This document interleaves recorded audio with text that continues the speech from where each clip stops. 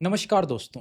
एक middle class family में जब भी थोड़ा सा पैसा इकट्ठा होता है तो सबसे पहला ख्याल क्या आता है? Stock market? नहीं। Mutual fund? नहीं। सबसे पहला ख्याल आता है फिक्स डिपॉजिट यानी कि एफडी। हमारे माँ बाप ने अपनी पूरी जिंदगी मोस्टली कमाई एफडी में ही सिक्योर करके रखी है। आज हम इस वीडियो में सिर्फ एफडी ही नहीं बल्कि उसके छोटे भाई आरडी यानी कि रिकरिंग डिपॉजिट की भी बात करेंगे। दोनों अपनी जगह पे किंग है। ध्यान से सुनना मेरी बात। एफडी उन लोगों के लिए है जिनके पास में एक साथ बल्क में पैसा रखा है। मान लीजिए आपको किसी इमरजेंसी फंड की जरूरत है, जैसे कि अचानक कोई मेडिकल बिल आ जाए, या फिर कोई जॉब चली जाए, या फिर आपको कोई 1 से 3 साल का शॉर्ट टर्म गोल है, जैसे कि नई गाड़ी की डाउन पेमेंट करनी है। ऐसे में स्टॉक मार्केट में पैसा डालना रिस्की हो सकता है। वहां आपको एक फिक्स्ड रिटर्न इंस्ट्रूमेंट चाहिए, जहां रिटर्न प्रिडिक्टेबल हो। अगर आप उस बल्क अमाउंट को अपने नॉर्मल सेविंग अकाउंट में ही छोड़ दोगे, तो वहां पे आपको मुश्किल से 2 या फिर 3% का इंटरेस्ट मिलेगा। महंगाई आपके पैसे की वैल्यू को धीरे धीरे करके खा जाएगी। आप कैलकुलेशन समझो। अगर आप आज 1 लाख रुपए 5 साल के लिए फिक्स डिपॉजिट में जमा कर देते हो, मान लेते हैं 8.5% पर एनम पर डाल दिया आपने, तो 5 साल बाद में वो लगभग 1,50,000 रुपए से भी ज्यादा हो जाएंगे, बिना किसी मार्केट रिस्क के। एफडी में आपका पूरा पैसा एक साथ काम पर लग जाता है। अब आप कहोगे बात तो ठीक है, पर हमारे पास तो 1 लाख या फिर 2 लाख रुपए होते ही नहीं है। हम तो महीने की तनख्वाह वाले लोग हैं। सैलरी आती है, ईएमआई चली जाती है। तो दोस्तों, अगर आप सेविंग अकाउंट पर डिपेंड रहोगे, जहां कोई मंथली फिक्स्ड कमिटमेंट ही नहीं होता है, तो सेविंग कभी नहीं हो पाएगी। यहां एंट्री होती है एफडी के छोटे भाई, जिसे हम आरडी यानी कि रिकरिंग डिपॉजिट कहते हैं।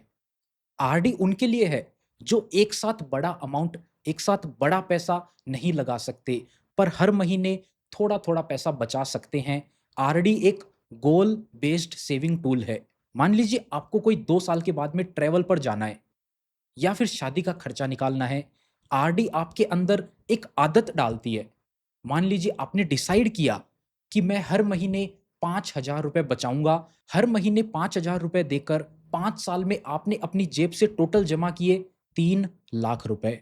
पर जब 5 साल के बाद में ये आरडी मैच्योर होगी अच्छे इंटरेस्ट रेट पर, तो आपको एक तगड़ा फिक्स्ड अमाउंट वापस मिलेगा। हर महीने पैसा कटेगा जो आरडी में जमा होता जाएगा ना, वो फिजूल खर्च भी आपका बंद हो जाएगा। लेकिन सबसे बड़ी प्रॉब्लम क्या है? आजकल बड़े बैंक्स एफडी और आरडी पर, दोनों पर ऑलमोस्ट बहुत ही कम इंटरेस्ट रेट देते हैं। यहाँ गेम में आता है स्मॉल फाइनेंस बैंक्स, जैसे कि शिवालिक, यूनिटी, सूर्योदय स्मॉल फाइनेंस बैंक। ये स्मॉल फाइनेंस बैंक भी एस्टैब्लिश बैंक की तरह ही आरबीआई रेगुलेटेड होते हैं। असल में जब कोई एनबीएफसी या फिर कोऑपरेटिव बैंक बड़ा हो जाता है, तो आरबीआई उसको स्मॉल फाइनेंस बैंक में कन्वर्ट कर देती है, और फिर ये बैंक कुछ सालों के बाद में यूनिवर्सल बैंक बन जाते हैं। सवाल ये है कि स्मॉल फाइनेंस बैंक इतना हाई इंटरेस्ट रेट कैसे देते हैं? सिंपल है।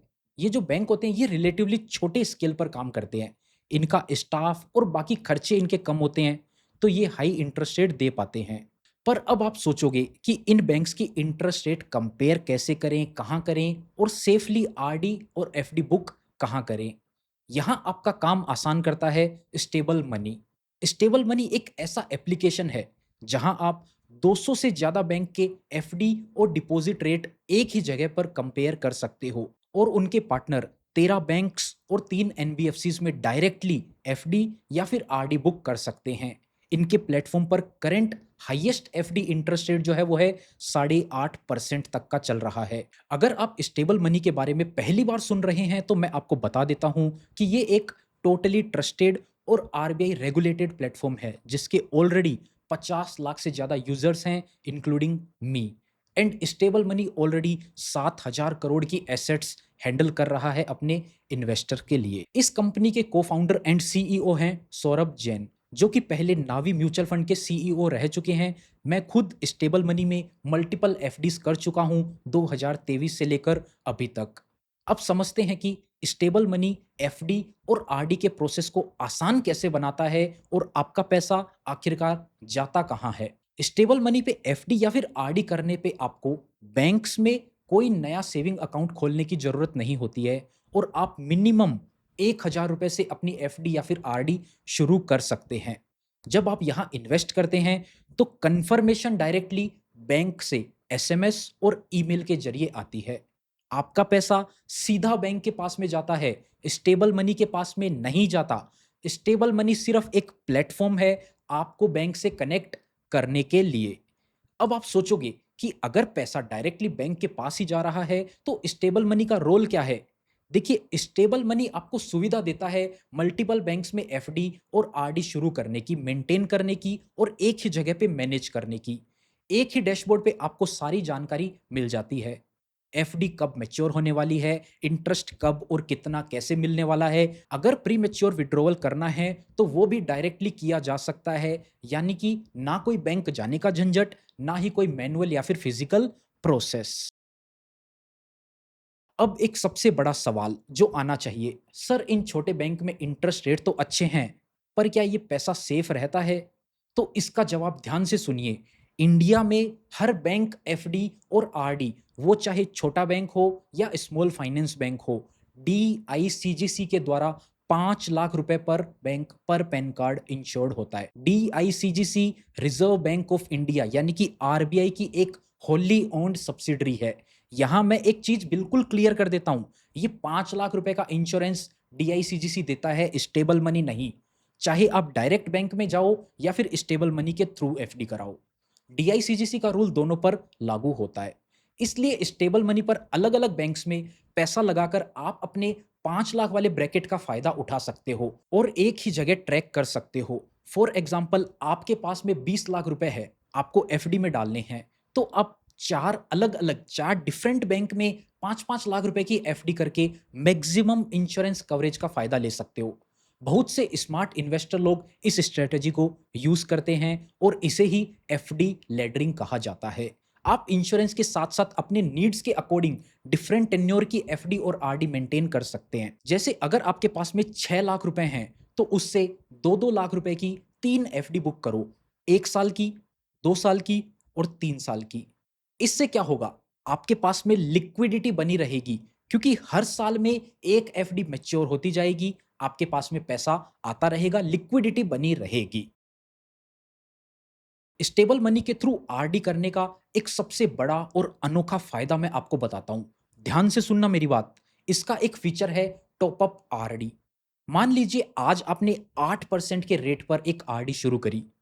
6 महीने के बाद में आरबीआई ने रेपो रेट कम कर दिए और मार्केट में जो नए इंटरेस्ट रेट हैं वो हो गए 7.5%। लेकिन अचानक से आपके पास में 10,000 रुपए कहीं से आ जाते हैं लमसम। अब आपके पास वो स्पेयर अमाउंट आ गया। अगर आप नई आरडी करने जाओगे तो आपको मिलेगा 7.5%। लेकिन स्टेबल मनी पर आप उस 10,000 रुपए को अपनी जो एग्जिस्टिंग चल रही है ना पुरानी आरडी, उसमें टॉप अप कर सकते हो up to 10 times of your monthly premium, या फिर मैक्सिमम 1 लाख रुपए। और कमाल की बात यह है कि उस नए टॉप अप अमाउंट पर भी आपको पुराना वाला 8% वाला लॉक इन इंटरेस्ट रेट ही मिलेगा। ये फीचर आपको गिरे हुए मार्केट रेट में भी अपने एक्स्ट्रा फंड पर बेटर रिटर्न कमाने की फ्लेक्सिबिलिटी देता है। चलो एक एग्जांपल से समझते हैं। मान लो दो लोग हैं, राम और श्याम। राम ने किया एफडी का रास्ता चुना, श्याम ने चुना आरडी का रास्ता। पहले केस में राम ने लगभग 3 लाख रुपए की एक एफडी कर दी, एक बार में ही एफडी में डाल दिया 5 साल के लिए। इंटरेस्ट रेट था 8.5%। दूसरे केस में श्याम ने आरडी शुरू करी 5,000 पर मंथ की, 5 साल की आरडी रखी उसने भी, और इंटरेस्ट रेट सेम थे दोनों पे 8.5%। लेकिन एक ट्विस्ट ऐड करता हूं मैं यहां पर। पहले साल के एंड में ही श्याम को कंपनी से 1 लाख रुपए का बोनस और मिल गया। उसने पूरा का पूरा 1 लाख रुपए ही अपनी आरडी में टॉप अप कर दिया, 2 बार में। 50,000 एक बार में करा, फिर 50,000 अगले बार में कर दिया। जबकि उस टाइम तक रेट गिर चुके थे, 7.5% हो चुके थे, पर श्याम ने पुरानी आरडी पर ही टॉप अप किया स्टेबल मनी यूज करके। कितना इन्वेस्ट किया, कितना मेच्योरिटी पर टोटल कितना इंटरेस्ट रेट मिला, दोनों एग्जांपल आप देख सकते हो। पहले केस में 3 लाख रुपए जमा हुए तो आपको 1,51,000 का ब्याज मिला। दूसरे केस में आप देखोगे तो बिना टॉपअप के तो 65,000 का ही ब्याज मिला था, लेकिन टॉपअप कर दिया तो ब्याज का अमाउंट आप देखोगे 1,03,000 रुपए हो गया।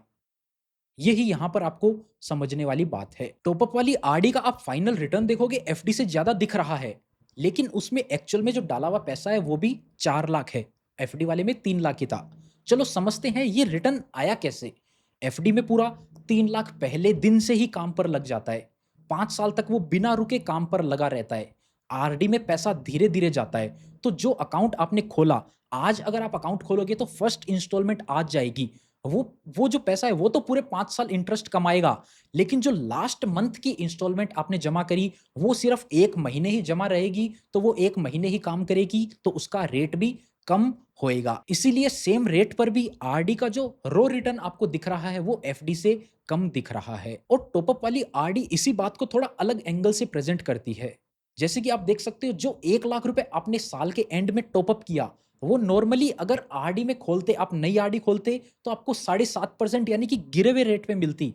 लेकिन आपकी आरडी ऑलरेडी लॉक थी तो आपको 8.5% पुराना वाला इंटरेस्ट रेट ही मिल गया और 4 साल तक वो ही पैसा आपके उस पैसे ने कमाया।